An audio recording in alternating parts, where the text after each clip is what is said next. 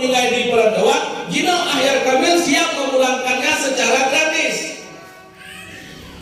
Saudara Lon, Zulkifli Anuk Syuhada, Ketua Tim Pemenangan Calon Senator Aceh DPD RI Haji Ahyar Kamil SH nomor urut 3 yang maju pada pemilihan legislatif periode 2024-2029 bersilaturahmi dengan puluhan masyarakat Gampong, Lok Suntang, Kecamatan Julok, Kabupaten Aceh Timur. Zul mengatakan Ahyar Kamil SH ini bukan sekedar hadir untuk membantu masyarakat Aceh di saat musim caleg, tapi jauh sebelum dirinya maju sebagai calon DPD RI.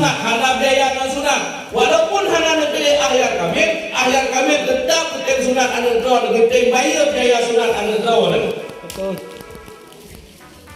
Nah, anak kampungnya yang terlantar yang tidak mendapatkan pendidikan. Beliau sudah banyak membantu masyarakat Aceh, seperti halnya memulangkan jenazah putra-putri Aceh dari perantauan dan membantu sunat massal di Aceh Timur. Bahkan ada beberapa anak kurang mampu dari desa Lok Suntang ikut serta dalam kegiatan sunat massal tahun 2021. Kan karena kepuputnya dia EDPD atau karena guna EDPD maka kepuput kegiatan kemanusiaan. Tapi yang kepuputnya oleh Ahyar Kamil, sisa oleh Ahyar Kamil. Dalam orasinya Zulkifli Anuk Syuhada menambahkan, Haji Ahyar Kamil SH merupakan sosok manusia yang memiliki jiwa sosial yang tinggi. Bahkan di sisa hidupnya beliau ingin menghibahkan hidupnya untuk membantu masyarakat Aceh, katanya. Lebih lanjut, Anuk Syuhada mengatakan, Haji Ahyar Kamil ini sudah hadir untuk membantu masyarakat Aceh. Sejak tahun 2012, beliau membantu masyarakat Aceh bukan karena mencalonkan diri sebagai senator Aceh, tapi beliau memang peduli terhadap nasib bangsa Aceh. Maka kami memohon doa, dukungan dan pilihan untuk Haji Ahyar Kamil SH, calon DPD RI periode 2024-2029, nomor urut 3 daerah pemilihannya Provinsi Aceh.